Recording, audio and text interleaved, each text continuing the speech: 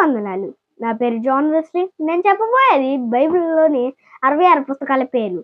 ఆదికాండం, నిర్గమకాండం, లేవ్యకాండం, సంఖ్యాకాండం, ద్వితీయోపదేశకాండం, యెహోషువ, న్యాయాధిపతులు, రూతు, సమూయేలు మొదటి గ్రంథం, సమూయేలు రెండో గ్రంథం, రాజుల మొదటి గ్రంథం, రాజుల రెండో గ్రంథం, దినవృత్తాంతం మొదటి గ్రంథం, దినవృత్తాంతం రెండో గ్రంథం, హెజ్రా, నెహెమ్యా, ఎస్తేరు, యోబు, కీర్తనలు, సామెతలు, ప్రసంగి, పరమగీతములు, యెషయా గ్రంథం, యిర్మీయా, విలాప వాక్యములు, యెహెజ్కేలు, దానియేలు, హోషేయ, యోవేలు, ఆమోసు, ఓబద్య, యోనా, మీకా, నహూము, హబక్కూకు, జెఫన్యా, హగ్గై, జకర్యా, మలాకి. ఇవి పాత నిబంధన పుస్తకాలు.